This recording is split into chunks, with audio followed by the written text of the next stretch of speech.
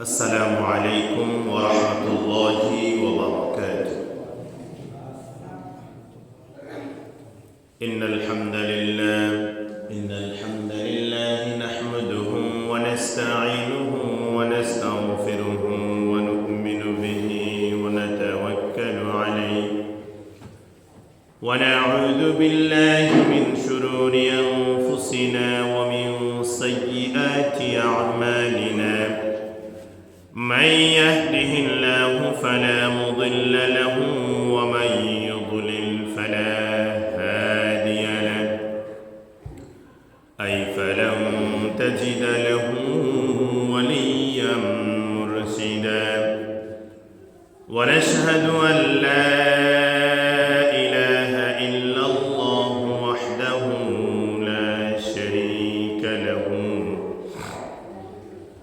والذي لا زد له ولا ند له لا مثل له ولا مثيل له لا وزير له ولا كفيل له لا شبه له ولا شبيه له وهو الله واحد أحد صمد فرد لم يلد ولم يولد ولم يكن له كفوا أحد. ونشهد أن سيدنا وحبيبنا وحبيب ربنا وطبيبنا وطبيب أرواحنا وبشيرنا ونذيرنا وشفيعنا ومولانا محمدا عبد الله ورسوله أرسله الله تعالى بالحق بشيرا ونذيرا وداعيا إلى الله بإذنه وسراجا منيرا.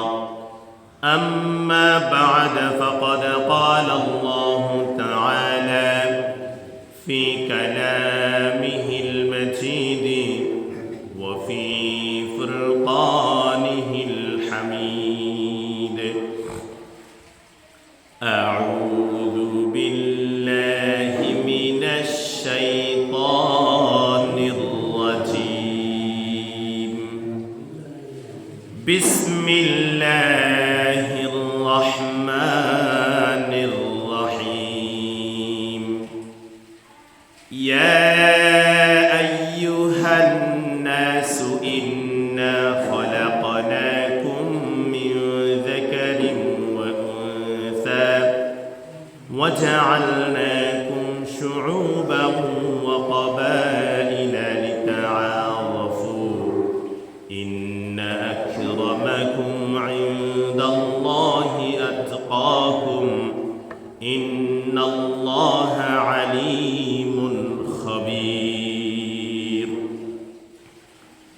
وقال الله تعالى في شان حبيبه مخبرا وآمرا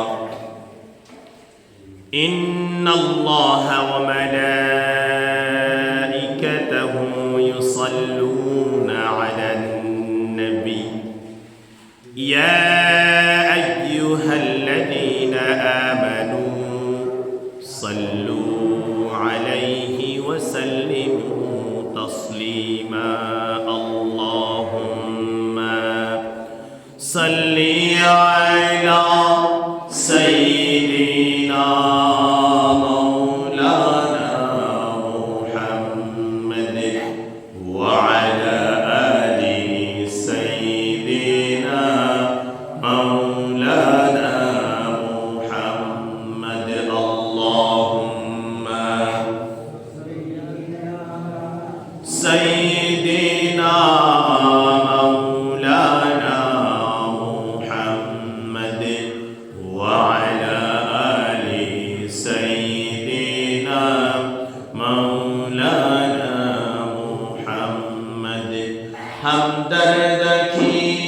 दवा है सल्ली अला मुहम्मद तवीज़ हर बला है सल्ली अला मुहम्मद अल्लाहुम्मा सय्यिदिना मौलाना मुहम्मद व अला आलि सय्यिदिना मौलाना मुहम्मद बलगल उला बिकमालिहि कशफद दुजा बिजमालिहि हसनत जमीअ व खिसालिहि सल्लू अलैहि व आलिहि बलगल उला कशफद दुजा बिजमालिहि हसनत जमीअ व खिसालिहि सल्लू अलैहि व आलिहि पढ़ो सुब्हानल्लाह वल्हम्दुलिल्लाह ला इलाहा इल्लल्लाह सुब्हानल्लाह वल्हम्दुलिल्लाह ला इलाहा इल्लल्लाह ला इलाहा इल्लल्लाह ला इलाहा इल्लल्लाह ला इलाहा ला इलाहा इल्लल्लाह ला इलाहा इल्लल्लाह ला इलाहा इल्लल्लाह मुहम्मदुर রাসূলুল্লাহ সকলে বলি সাল্লাল্লাহু আলাইহি ওয়াসাল্লাম আলহামদুলিল্লাহ সুম্মা আলহামদুলিল্লাহ ঐতিহ্যবাহী বাংলাদেশে চট্টগ্রামের লোহাগড়া উপজেলার লোহাগড়া সদর ইউনিয়ন উকিলারপাড়া জামে মসজিদ অত্র মসজিদে যে মহান রব্বুল ইজ্জত আহকামুল হাকিমিন পরওয়ারদিগার আলম রাজাদের রাজ সম্রাটের সম্রাট মহান রব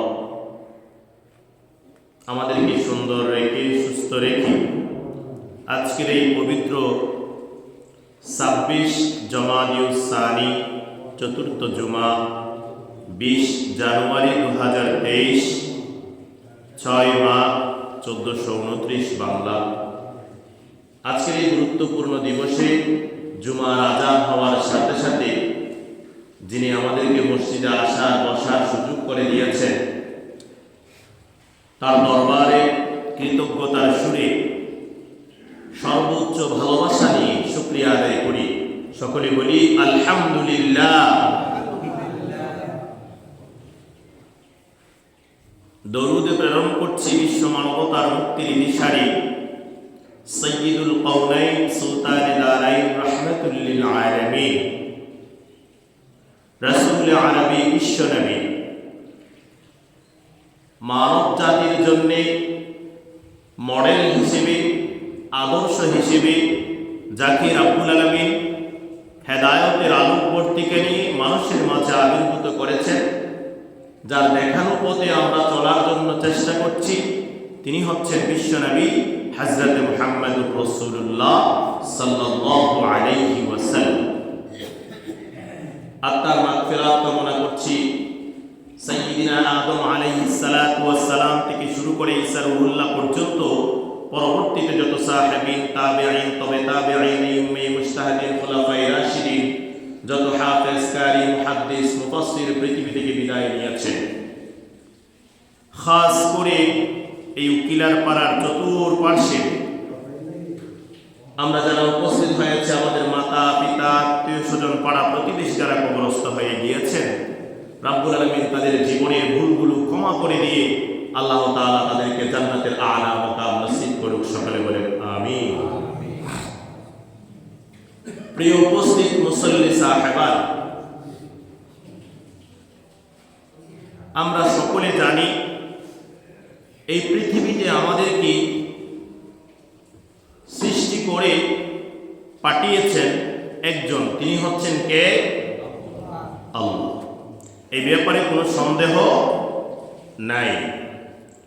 এই ব্যাপারে যার সন্দেহ আসবে তাকে আমরা মুমিন বলতে পারি না, মুসলমান বলতে পারি না। সুতরাং আল্লাহ তাআলা পৃথিবী শুরু করার পূর্বে ফেরেশতাদের তাসবিহ, হামদ, প্রশংসাগুলো তিনি গ্রহণ করতেন। সুবহানাল্লাহ। তিনি যখন চিন্তা করেছেন যে আমি একদল মানুষ আমার প্রতিনিধি হিসেবে তৈরি করে পৃথিবীতে পাঠাবো। وَإِذْ قَالَ رَبُّكَ لِلْمَلَائِكَةِ إِنِّي جَاعِلٌ فِي الْأَرْضِ خَلِيفَةً। আমরা সকলে জানি রব্বুল আলামিন ফেরেশতাদের সাথে একটা পরামর্শ করেছেন।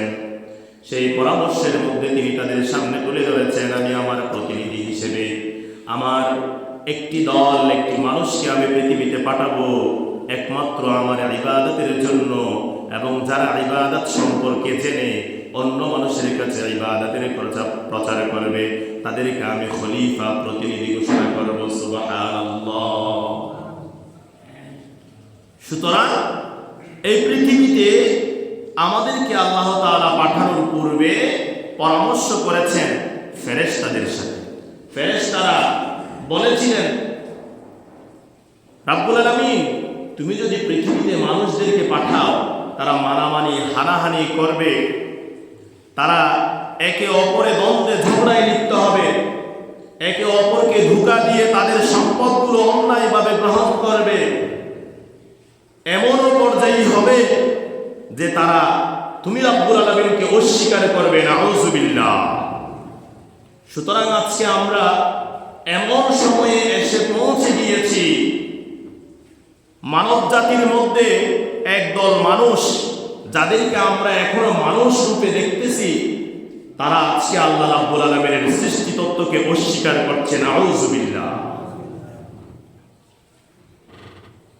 তারা মানব রচিত, মানবের মতবাদ অনুযায়ী একজন মানুষের গবেষণা থেকে বের করা ভুল তত্ত্বকে প্রাধান্য দিয়ে আজকে আমাদের কোমলমতি শিশুদের শিক্ষা ব্যবস্থায়, কোমলমতি শিশুদের সিলেবাসের মধ্যে আজকে বানর থেকে মানুষ হিসেবে হয়েছে সেই তত্ত্ব তুলে ধরেছে। নাউযুবিল্লাহ। আমরা যারা মুসলমান, আমরা যারা ইমানদার দাবি করি, আমরা যারা মুসলমানের ঘরে জন্মগ্রহণ করেছি, তারা কখনো এই তত্ত্বকে, এই মানব রচিত বিবর্তনবাদকে কখনো বিশ্বাস করতে পারে না। আপনারা বলেন, মানুষ কি বানর থেকে হয়েছে? মানুষ বানর থেকে হয় না। এ মানুষকে কে সৃষ্টি করেছে? আকাশ, জমি, পুরো পৃথিবী, গাছপালা, এই জগতের সমস্ত সৃষ্টির স্রষ্টা হচ্ছেন কে? সুতরাং কোন মানব রচিত বিবর্তনবাদকে ইসলামী বিশ্বাসী, ইসলামী মূল্যবোধের বিশ্বাসী যারা ঈমান এনেছে, কোরআনকে বিশ্বাস করে, হাদিসকে বিশ্বাস করে, পরকালীন জবাবদিহিতাকে বিশ্বাস করে, ইসলামী মূল্যবোধের ভিত্তিতে নিজের জীবনকে পরিচালনা করতে চায়, তারা কখনো এই বিবর্তনবাদ, মানব রচিত মতবাদকে বিশ্বাস করতে পারে না। সুতরাং রব্বুল আলামিন আমরা সকলকে আলামে আরওয়াহের মধ্যে সৃষ্টি করে একত্রিত করে তিনি বলেছিলেন, আমি কি তোমাদের রব নয়? আমি কি তোমাদের প্রভু নয়? আমি কি তোমাদের রিজিক দাতা নয়? তাহলে তিনি সকলের প্রশ্নের উত্তরের মধ্যে আমরা সকলে বলেছিলাম, ক্বালু বালা, আপনি আমাদের প্রভু, আপনি আমাদের রিজিক দাতা, আপনি আমাদের পালনকর্তা, আপনি আমাদের সৃষ্টিকর্তা। সুবহানাল্লাহ। এই কথাই বিশ্বাসী মানুষদের নবপ্রজন্মকে আল্লাহ তাআলা প্রশ্ন করছেন, হাল ইয়াস্তাউইল্লাযীনা ইয়ালামুন ওয়াল্লাযীনা লা ইয়ালামুন, যারা জানে এবং যারা জানে না তারা কি কখনো সমান হতে পারে? আল্লাহ তাআলা প্রশ্ন করছেন। তাহলে এই জানা কি, এই জ্ঞান কি? এখন আমরা মনে করি আমাদের নতুন প্রজন্ম ছেলে জন্মগ্রহণ করার পরে ধীরে ধীরে যখন বড় হয়, একটু একটু যখন জ্ঞান ফিরে, তখন আমরা তাদেরকে দুনিয়াবী শিক্ষায় শিক্ষিত করার জন্যে ইংরেজি, বাংলা, গণিত, বায়োলজি, কেমিস্ট্রি এই বিষয়গুলোতে শিক্ষা দেওয়ার জন্যে আমরা উঠে পড়ে লাগি, আমরা ব্যস্ত হয়ে যাই, ঠিক কিনা? মুসলমানের সন্তান হিসেবে তাদেরকে কোরআনের তত্ত্ব আমরা শিক্ষা দিতে পারি না, হাদিসের শিক্ষায় আমরা শিক্ষিত করতে পারি না, যার ফলে আজকে দুনিয়াবী শিক্ষায় শিক্ষিত হয়ে সে মানব রচিত বিষয়ে গবেষণা করে আজকে আল্লাহর সৃষ্টি তত্ত্বকে অস্বীকার করতে তারা অভ্যস্ত হয়েছে, ঠিক কিনা? সুতরাং আমরা জানি এই পৃথিবীতে আল্লাহ তাআলা মানুষদেরকে যেভাবে সৃষ্টি করেছেন, সকল সৃষ্টিকে মানুষের কল্যাণের জন্য সৃষ্টি করেছেন। সুবহান। এই পৃথিবীতে যত সৃষ্টি আছে সব সৃষ্টি একমাত্র মানুষের কল্যাণের জন্য সৃষ্টি করা হয়েছে। যত মানুষ আল্লাহ তাআলা পৃথিবীতে পাঠিয়েছেন সব মানুষের পিতা এবং মাতার সংস্পর্শে, তারা উভয়ের মিলনের মাধ্যমে আল্লাহর হুকুমে যে পৃথিবীতে মানুষদের আগমন ঘটেছে। সুবহান। একমাত্র আল্লাহর হুকুমে যেভাবে আদম আলাইহিস সালাতু ওয়াস সালামকে বানিয়েছিলেন, আদম আলাইহিস সালাতু ওয়াস সালামের মাতাও নাই, পিতাও নাই। এটা আল্লাহ তাআলার হুকুমে পৃথিবীতে সর্বপ্রথম মানব হিসেবে প্রেরণ করেছেন। এই পৃথিবীর সকল সৃষ্টির মূল হচ্ছে পানি। এটা বিজ্ঞানসম্মত, এটা গবেষণা সম্মত, কোরআন হাদিস দ্বারা স্বীকৃত। আকাশ থেকে যদি পানি বর্ষণ না হতো, বৃষ্টি বর্ষণ না হতো, আজকে আপনার জমিনে ফসল হতো না। গাছপালা, তরুলতা, কোন ধরনের বীজ আপনি পাথরের ভিতরে ঢুকিয়ে দিয়েছেন, বালির ভিতরে ঢুকিয়ে দিয়েছেন, মাটির ভিতরে আপনি বপন করে দিয়েছেন, রোপণ করে দিয়েছেন, সেই বীজের উপরে যদি পানি না পড়ে, মাটি না পায়, কোমলতা না পায়, তাহলে সেই বীজ অঙ্কুরিত হয়ে ওঠা সম্ভব হবে না। আমরা জানি ইতিহাস, মিশরের জমিনে যখন বৃষ্টি হয় নাই তখন খরা হয়ে গিয়েছিল, দুর্ভিক্ষ চলে আসছিল। আপনি খেয়াল করুন, সকল খাদ্য উপাদানগুলো যখন আকাশ থেকে বৃষ্টি বর্ষণ হয়, মাটি ফেটে মানুষের শস্য ক্ষেতগুলো উঠে আসে, সেখান থেকে ফল ফলাদি, গৃহ যত কিছু আছে সব কিছু মানুষের খাদ্য উপাদানগুলো আল্লাহ রাব্বুল আলামিন তৈরি করে দেন। সুবহান। তাহলে যদি বৃষ্টি বর্ষণ না হতো, পানি পতিত না হতো, তাহলে এই সৃষ্টি তত্ত্ব, এই মানুষের খাবার, রিজিক এগুলো তৈরি হতো না। আল্লাহ তাআলা বৃষ্টির মাধ্যমে মানুষের সমস্ত রিজিকগুলো আকাশ থেকে জমিনের মধ্যে বর্ষণ করেন। সুবহান। ঠিক তেমনি ভাবে আল্লাহ তাআলা একজন পিতার পিঠ থেকে, মায়ের পেটে ডিম্বাণু সমৃদ্ধ, শুক্রাণু সমৃদ্ধ এক ফোঁটা নাপাক পানি, বীর্য দেওয়ার মাধ্যমে একজন মানুষের প্রজনন ঘটে। সুবহান। ইয়া আইয়ুহান নাস, ওহে মানব মণ্ডলী, ইন্না খালাকনাকুম মিন যাকারিন ওয়া উনসা ওয়া জাআলনাকুম শুউবান ওয়া ক্বাবাইলা লিতাআরাফু। ওহে মানব জাতি, মানব রচিত মতবাদকে তোমরা বিশ্বাস করো না। বানর থেকে তোমাদেরকে মানুষ বানানো হয় নাই, তোমরা এমনি এমনি মানুষে পরিণত হও নাই। আমি আল্লাহ রাব্বুল আলামিন দুইজন মানুষ থেকে তোমরা সকল জাতিকে সৃষ্টি করে বিভক্ত করে দিয়েছি। সুবহানাল্লাহ। ইয়া আইয়ুহান নাস, ওহে মানুষেরা, ইন্না খালাকনাকুম, নিশ্চয় আমি তোমাদেরকে তৈরি করেছি, তোমাদেরকে পৃথিবীতে প্রেরণ করেছি, তোমাদেরকে পাঠিয়েছি তোমাদেরকে বানিয়েছি ইন্না খলাকনাকুম মিন যাকারিন, একজন পুরুষ থেকে, ওয়া উনসা, একজন নারী থেকে। আমার কথা নয়, কার কথা? কার কথা? সূরা হুজরাতের 13 নম্বর আয়াত। একথা আমরা মুসলমান হিসেবে বিশ্বাস করি। ওহে অমুসলিমরা যারা কোরআনের এই আওয়াজ শুনছো, মাইক্রোফোনের আওয়াজ শুনছো, তোমরাও জেনে নাও, পৃথিবীতে সর্বপ্রথম আদম আলাইহিস সালাতু ওয়াস সালামকে আল্লাহ তাআলা ফেরেশতাদেরকে পাঠানোর মাধ্যমে পৃথিবী থেকে এক খণ্ড মাটি নিয়ে গিয়েছে। দেখা যায় সে মাটি খুব কঠিন, খুব শক্ত, মানুষ বানানোর উপযোগী নয়। 40 বছর সে মাটির উপরে বৃষ্টি বর্ষণ করেছে, সুবহানাল্লাহ। কোন কোন মতান্তরে 40,000 বছর, কোন কোন মতান্তরে 40 দিন সে পাথরের উপরে পানি দিয়ে সেটা নরম করে মাটিতে পরিণত করেছে।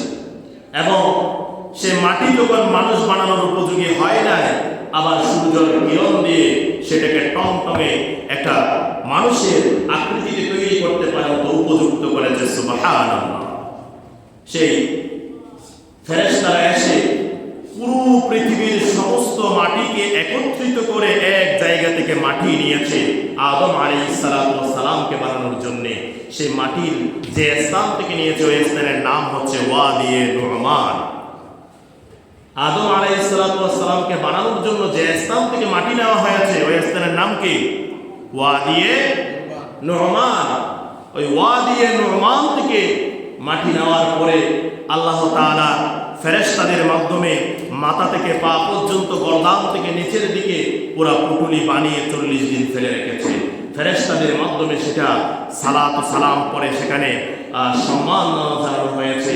তারপরে আল্লাহ রাব্বুল আলামিন নিজের হাতে, কুদরতি হাতে সে আদমের 2টা জিনিস বানিয়েছেন। একটা হচ্ছে কলব, অন্তর। এখন আমরা বলি একজন মানুষ মারা গিয়েছে, একজন মানুষ ইন্তেকাল করেছে, সে মানুষের মাথা থেকে পা পর্যন্ত যে অঙ্গ প্রত্যঙ্গগুলো ছিল, সে অঙ্গ প্রত্যঙ্গ থেকে কোন একটি অঙ্গ প্রত্যঙ্গ কি কমে গিয়েছে? কথা বলেন। একজন মরা মানুষ, একজন জীবিত মানুষ, মরা মানুষের যে মাথা থেকে পা পর্যন্ত সমস্ত অঙ্গ প্রত্যঙ্গগুলো শরীরের ভিতরে, চামড়ার ভিতরে, বাইরে সব জিনিসগুলো আছে না নাই? কথা বলেন, আছে না নাই?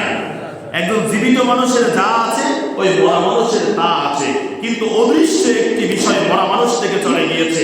সেটা আমরা যেটাকে কেউ বলে অন্তর, কেউ বলে প্রাণ, কেউ বলে জান, কেউ বলে কলব। সুবহানাল্লাহি ওয়া বিহামদিহি, সুবহানাল্লাহিল আযীম। এই প্রাণ, এই অন্তর, এই কলব আল্লাহ তাআলা নিজের কুদরতি হাতে বানিয়েছে, সুবহানাল্লাহ। কেন? এই অন্তর বেশি বেশি আল্লাহর স্মরণ করবে, বেশি বেশি আল্লাহর জিকির করবে, আল্লাহর হাজির নাজির জেনে জীবন পরিচালনা করবে, সুবহানাল্লাহ। কলবুল মুমিনি আরশুল্লাহ। এইজন্য মুমিনের কলব, মুমিনের অন্তর, মুমিনের যে কলিজা অন্তর আছে, সে অন্তরটা হচ্ছে আল্লাহ তাআলা বসার জায়গা, সুবহানাল্লাহ। সুতরাং আমরা যারা আজকে সেই অন্তরকে মুমিনের অন্তর করতে পেরেছি, সেই অন্তরে এসে আল্লাহ তাআলা জায়গা নিয়েছেন, সুবহানাল্লাহ। এবং আল্লাহ তাআলার কুদরতি হাতে বানিয়েছেন এই সার মুবারক, মাথা, আপনার চোখ, নাক, কান, মুখ, এগুলো যে বিষয়গুলো আছে। একজন মানুষের হাত কেটে ফেলা হয়েছে, সে মানুষ বেঁচে থাকবে। পা কেটে ফেলা হয়েছে, সে মানুষ বেঁচে থাকবে। অন্যান্য কোনো অঙ্গ প্রত্যঙ্গ আলাদা করা হয়েছে, চিকিৎসার মাধ্যমে সে মানুষ বেঁচে থাকবে। দেহ থেকে যখন মাথাকে আলাদা করে ফেলা হয়, ওই মানুষ আর বাঁচার সুযোগ নাই। এটা একটা। আরেকটা হচ্ছে আল্লাহ তাআলা কেন মাথা বানিয়েছেন?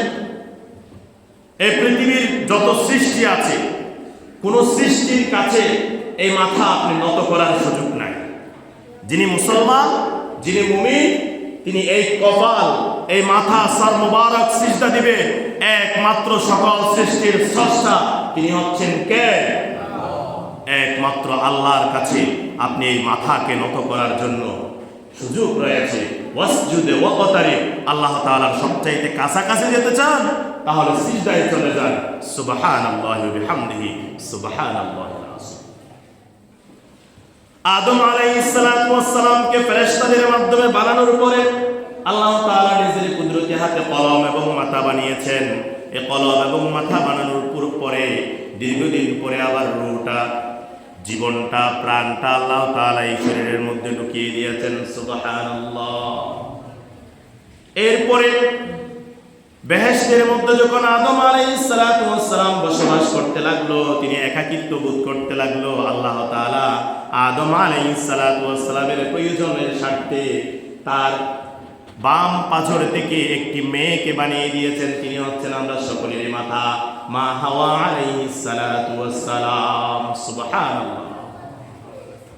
তাকে বানানোর পরে যখন হাত বাড়াতে চেয়েছেন যে মাহার দাও, এক কিতাবের মধ্যে আসছে মা হাওয়াকে বিয়ে করার সময় আদম আলাইহিস সালাতু ওয়াস সালামকে মাহার দিতে হয়েছে। এই মাহারটা কি ছিল? যদি আল্লাহ আমি এখানে চাকরি বাকরি নাই, ব্যবসা বাণিজ্য নাই, কিছু করি নাই, কি মাহার দিব? আমার শেষ জামানার নবীর উপরে 10 বার দরুদ পড়ো। সুবহানাল্লাহ। এই 10 বার দরুদ থেকে 10 দিরহাম মাহারের নিম্ন সংখ্যা ঠিক করা হয়েছে। মাহারের 1 দিরহাম সমান 2.5 টাকা তৎকালীন সময়ে, 4 দিরহাম সমান 10 টাকা। তো নিম্নমানের যে দিরহাম, এটা কেউ 10 টাকা দিয়েও চাইলে একটা মেয়েকে কি করতে পারবে? বিয়ে করতে পারবে। কিন্তু উচ্চতর স্তর এটা ঠিক করা হয় না শরীয়তে। এটা শরীয়তের অবস্থান অনুযায়ী, আপনার সম্মান অনুযায়ী, শরীয়তের স্ট্যাটাস অনুযায়ী 2 লাখ, 5 লাখ, 10 লাখ, যতটুকু আপনার শরীয়তে সমাজে অবস্থান, ওই অবস্থানের আলোকে আপনি ঠিক করবেন। সুবহানাল্লাহ। তারপর আদম আলাইহিস সালাতু ওয়াস সালাম, মা হাওয়া আলাইহিস সালাতু ওয়াস সালাম এই জান্নাতের মধ্যে বসবাস করতে লাগলো। وَقُلْنَا يَا آدَمُ اسْكُنْ أَنْتَ وَزَوْجُكَ الْجَنَّةَ وَكُلَا مِنْهَا رَغَدًا حَيْثُ شِئْتُمَا وَلَا تَقْرَبَا هَذِهِ الشَّجَرَةَ। তোমাদের যা ইচ্ছা এখানে তোমরা খাও, বসবাস করো। এটা অবশ্যই আল্লাহর হিকমত ছিল যে আদম আলাইহিস সালাতু ওয়াস সালামকে বানানোর পরে নির্দিষ্ট সময়ের পরে পৃথিবীতে পাঠিয়ে দিবেন। আবার তিনি নিষেধ করে দিয়েছেন ওয়ালা তাকরাবা হাযিহিশ শাজারা, এই বেহেশতের মধ্যে বসবাস করা অবস্থায় তোমার যা ইচ্ছা তা তুমি খাইতে পারবা, পান করতে পারবা, কিন্তু ওই গাছের কাছে তুমি যেও না। ওই গাছের কাছে যাওয়ার জন্য যখন নিষেধ করেছে, এই গল্প, এই ঘটনা, কোরআনের কাহিনী আমরা সকলে জানি, তখন মেয়েদের মন খুবই নরম কোমল। শয়তান গিয়ে মা হাওয়াকে ওয়াসওয়াসা দিয়ে তিনি নিজে একটা গুন্দমগুলা খেয়ে ফেলেছেন। একই টুকার মধ্যে কয়টা গুন্দমগুলা ছিল বলেন তো? 5টি গুন্দমগুলা ছিল। ওখান থেকে একটি মা হাওয়া খেয়ে ফেলেছেন, আরেকটি গুন্দমগুলা আদম আলাইহিস সালাতু ওয়াস সালামকে খাওয়াতে গিয়ে গলায় আটকে গিয়েছে। আমাদের এই গলার মাঝখানে যে আটকে আছে এটা গুন্দমগুলা। সুবহানাল্লাহ। আর 3টি গুন্দমগুলা ওই টুকার মধ্যে ছিল, সেগুলোকে 300 টুকরা করে পৃথিবীতে দিয়ে দিয়েছে। সুবহানাল্লাহ। আপনারা যে আপেল, মুসাম্বি, কমলা, নাশপাতি, যত ধরনের ফল খাচ্ছেন, এগুলো সব বেহেশত থেকে আসা।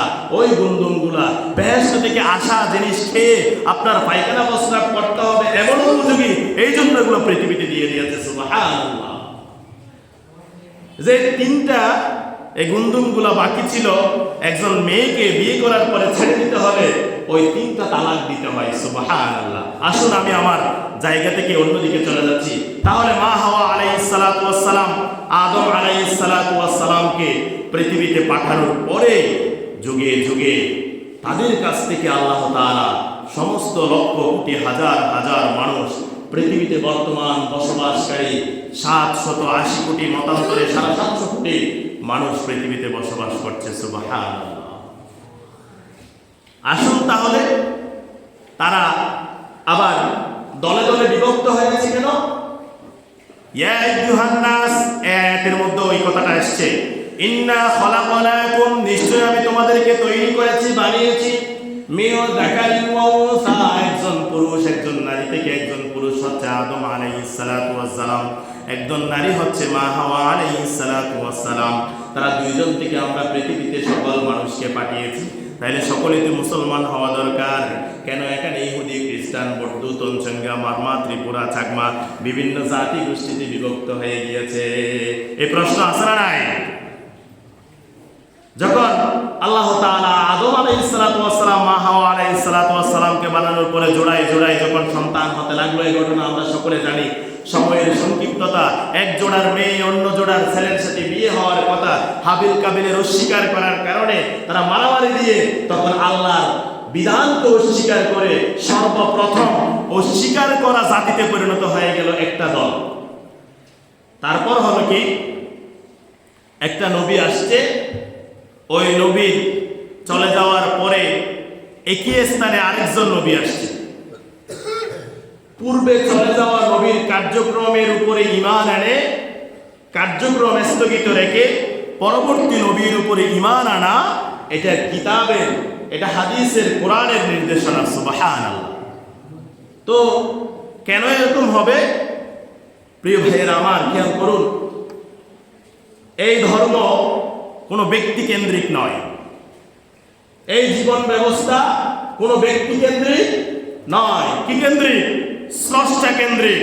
আমরা সকলকে যিনি বানিয়েছেন, যিনি রিজিক দিচ্ছেন, যিনি পড়াচ্ছেন, যিনি খাওয়াচ্ছেন, তিনি হচ্ছেন কে?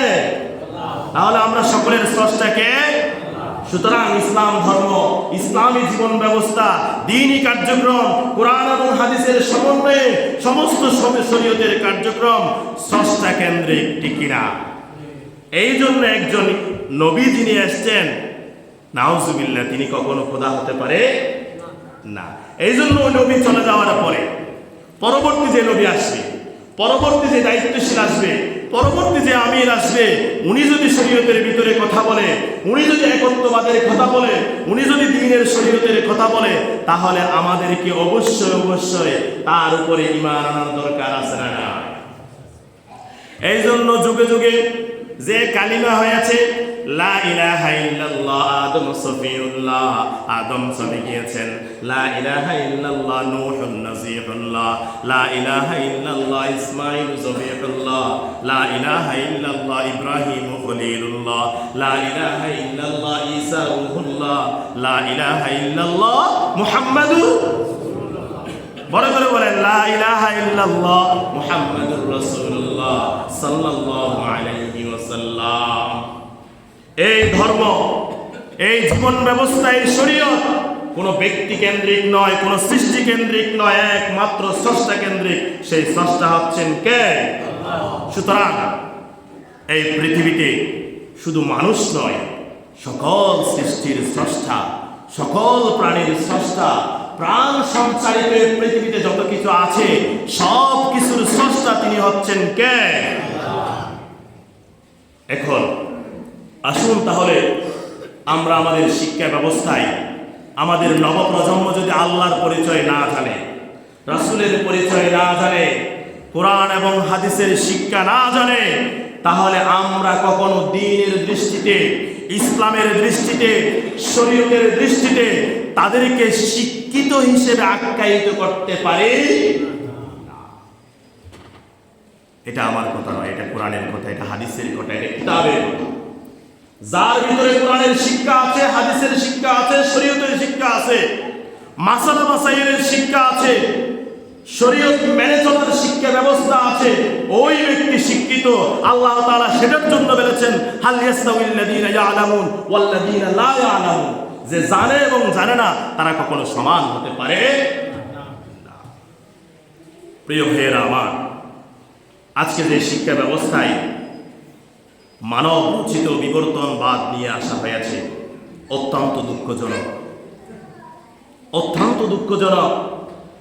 আমরা আজকে আমাদের এখান থেকে সরকারি ঊর্ধ্বতন কর্মকর্তাদের কাছে আমরা অনুরোধ করছি, এই বাংলাদেশ মুসলমান সহ অন্যান্য জাতি গোষ্ঠী যারা আছে সকলেরই একটি দেশ, কিন্তু সংখ্যালঘু এবং সংখ্যাগরিষ্ঠ আমাদের চিন্তা করা দরকার। আমরা সকলেই বলি এটি ইসলামিক রাষ্ট্র, দ্বিতীয় বৃহত্তর ইসলামিক রাষ্ট্র, এবং সেই ইসলামিক রাষ্ট্রের মধ্যে যদি ইসলামী শিক্ষার মধ্যে বিভিন্ন ধরনের মানব রচিত মতবাদ নিয়ে আসা হয়, তাহলে আপনি দেখুন আজকে আমাদের নবপ্রজন্ম কি শিখতে পারে। কোরআনের আয়াতের মধ্যে এসেছেন যে আকাবা উপসাগরের তীরে বসে একজন নবী দাউদ আলাইহিস সালাতু ওয়াস সালাম তিনি তার কাছে নাজিল হওয়া কিতাবের নাম কি? জাবুর কিতাব। কি কিতাব? জাবুর কিতাব আমরা যেটা জানি। তিনি অত্যন্ত সুমধুর কণ্ঠে আকাবা উপসাগরের তীরে বসে এটা তিলাওয়াত করতেন। তার তিলাওয়াতের সুমধুর কণ্ঠ এত বেশি আকর্ষণ ছিল, সমুদ্রের মাছগুলো কুলে চলে আসতো। সুবহানাল্লাহ। তিনি প্রতি শনিবার বসে আকাবা উপসাগরের তীরে বসে জাবুর কিতাব তিলাওয়াত করতেন। এই তিলাওয়াত করা আওয়াজগুলো শোনার জন্য, জাবুর কিতাবের তিলাওয়াত শোনার জন্য সমুদ্রের মাছগুলো কুলে চলে আসতেন শনিবারে। এই জন্য আল্লাহ তাআলা তাদের উপরে রহম করে, ওই মাছের উপরে রহম করে বলেছেন, আজকে যে শনিবারে যে মাছ শিকার করা, জেলেদের মাছ মারা, এটা হারাম। সুবহানাল্লাহ। একদল এক শ্রেণীর লোক এটা মানতে অবাধ্য হলো, এটা মানে নাই। তখন আল্লাহ তাআলা তাদের উপরে গজব নাজিল করে কোরআনের আয়াতে এসেছে, ওয়ালাকাদ আলিমতুমুল্লাযীনা আতাদাউ মিনকুম ফিস সাবতি ফাকুলনা লাহুম কুনু কিরাদাতান খাসিঈন। আল্লাহর লানত এবং গজব পড়ে তারা মানুষ থেকে বানরে পরিণত হয়ে গেছেন। সুবহানাল্লাহ। তাহলে কোরআন দ্বারা স্বীকৃত মানুষ হচ্ছে আশরাফুল মাখলুকাত। ওয়ালাকাদ কাররামনা বানি আদম। সকল সৃষ্টির উপরের সৃষ্টি হচ্ছে, সম্মানিত সৃষ্টি হচ্ছে এই মানুষ জাতি। এই মানুষ থেকে লানত প্রাপ্ত হয়ে বানর সৃষ্টি হয়েছে। মানুষ থেকে লানত প্রাপ্ত হয়ে আজকে শূকর বা বিভিন্ন ধরনের প্রাণীতে সৃষ্টি হয়ে যাচ্ছে। আজকে আল্লাহকে অস্বীকার করা এক ব্যক্তি, নাস্তিক নামধারী লেখক, সে পঙ্গুত্ব বরণ করেছে, ঠিক কিনা? ইসলামের বিরুদ্ধে লেখালেখি করে, আল্লাহর ওয়াহদানিয়তের বিরুদ্ধে লেখালেখি করে, আল্লাহর স্বীকারোক্তির বিরুদ্ধে করে আজকে সেই তাসলিমা নাসরিন পঙ্গুত্ব বরণ করেছে, ঠিক কিনা?